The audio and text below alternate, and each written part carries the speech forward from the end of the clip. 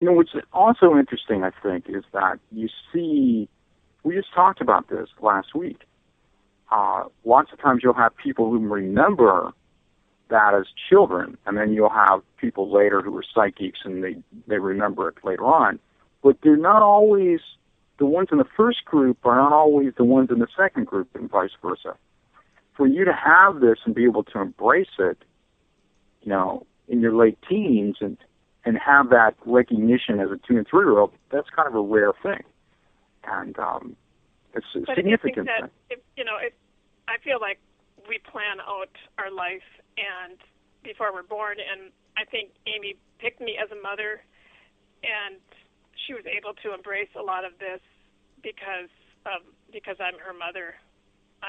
If that makes sense at all. But absolutely. Yeah. How will you look at it, and this is for either of you, how do you feel about just life in general, having this recognition?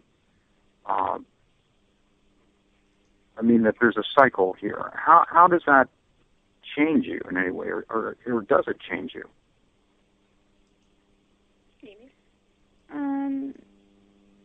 I look at life in a very different way now.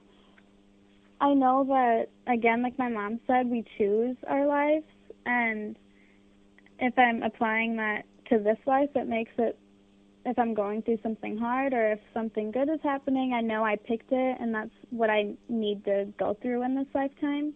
If I apply it to Lucille, then it makes me feel less bad about her dying young and all of that. So I just think, and everyone in their lifetime has stuff they have to overcome and stuff that they love, and I'm just I have the basic beliefs, just being good and living a good life.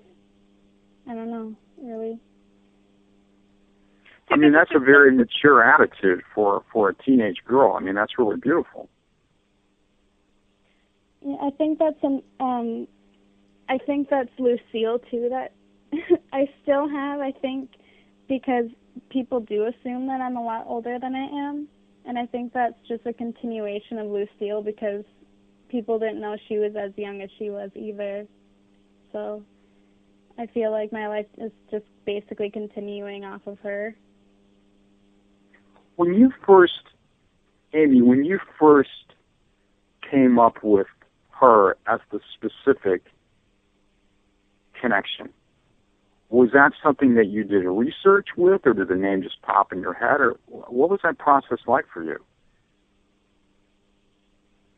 It was a lot of different things, and I can't remember the exact moment because I get asked this question a lot, or I get asked how I found out about Lucille, and I know I was online, and I think I was on a Hall of Fame. I think I was researching the Little Rascals when child stars happened to pop up, or I was researching someone, and I found a picture of Lucille, and I was immediately just drawn to the photo, and underneath it just said 1910 to 1925, and so I knew that she died young.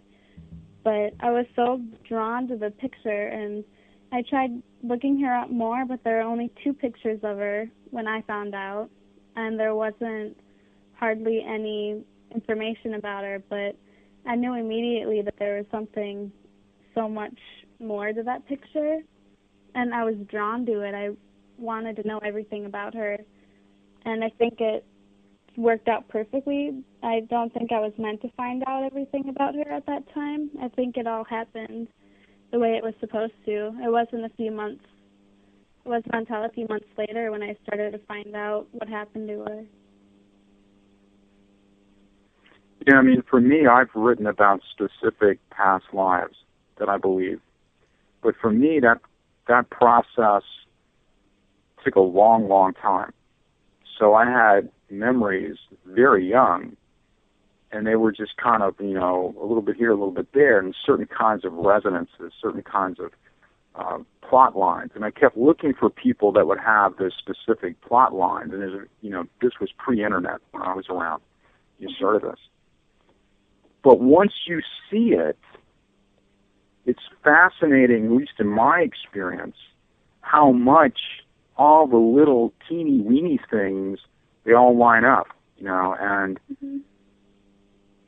that's why that was the hardest part for us, or for me, with the show, was trying to sit down and do a timeline, because it's all these little things that over a series of time come up, and then all come together like a puzzle. And that was the hardest part, I think, for us, was actually sitting down and trying to figure out when exactly did you first have this memory and that, because they were always there. It was just trying to get some sort of a timeline going. Yeah, I mean, I think it's complicated. I mean, lots of times people want to see it as a linear process, right? But it's really sort of circular.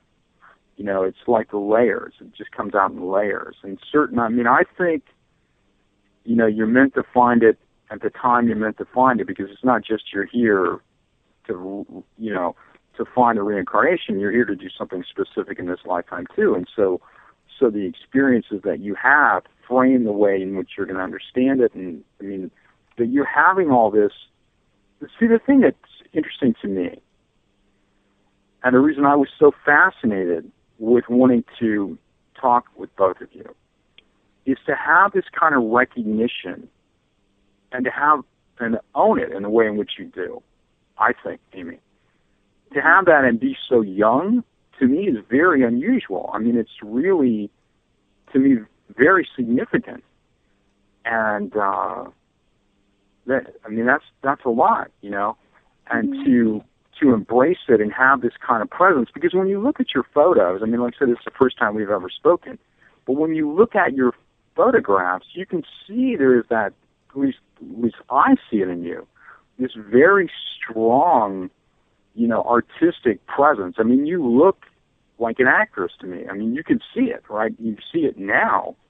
And so to think of you as an actress long ago is not, to me, a big stretch. It's interesting how it all cycles. So Theresa, if I may, have you done any exploration yourself, and has this kick-started you towards looking at past lives for yourself? Yes, I actually have, and I also wrote a book about one of my past lives, but I don't talk about it. Oh, that's fantastic.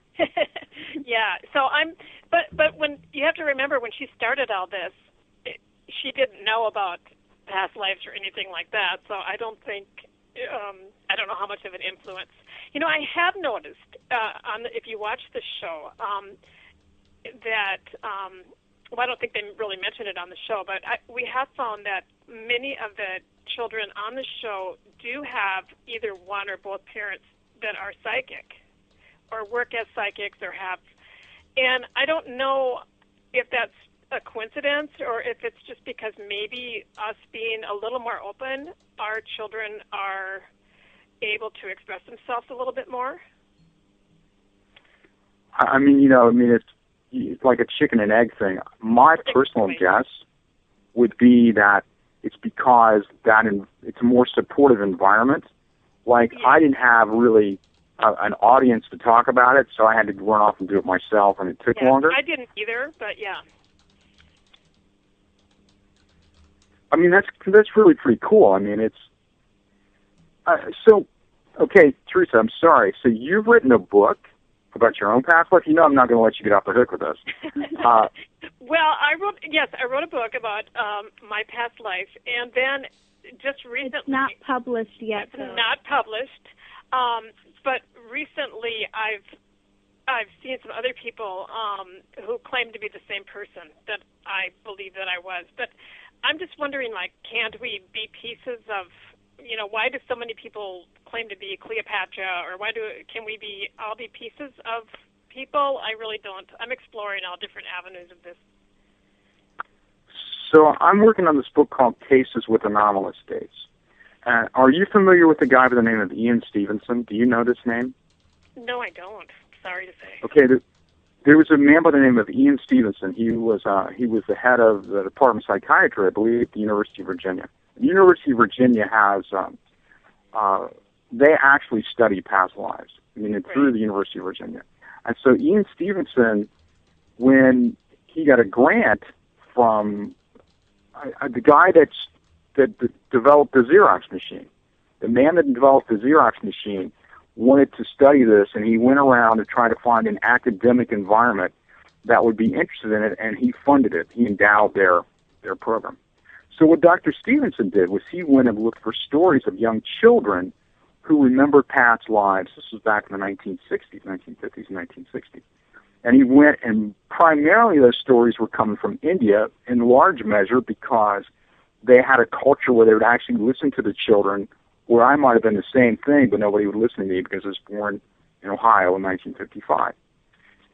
So Dr. Stevenson would, like little Sridhar was in the neighboring village, and they would go check out the details, and lots of times, they would confirm the stories.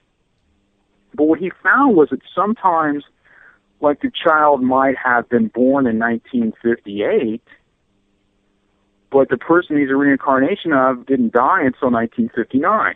Well, that's kind of complicated. Yeah. So he came up with a term called cases with anomalous dates. Right. In essence, it's not sequential.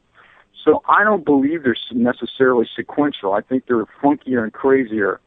So it's possible that certain people split. I think a lot of times, like a Cleopatra or Joan of Arc or whatever, those are archetypes, and people are relating to an archetype, but they're not necessarily that person, right? Yeah. But so, you have to look at, there's an element of romanticism that goes into it. That's why when I watched the show, I didn't believe every story. I didn't believe, out of the four, I didn't believe all four of them were true.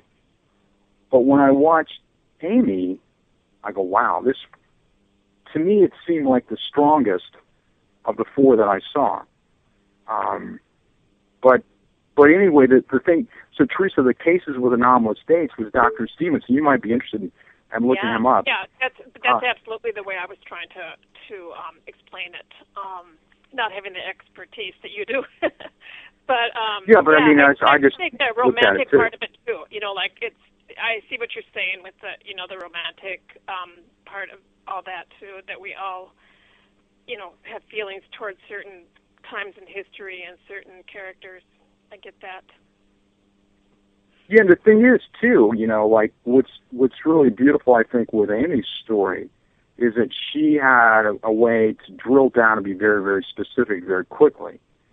But usually you have these random memories, and you're trying to find something that connects to it, and the more famous people are the ones you find first.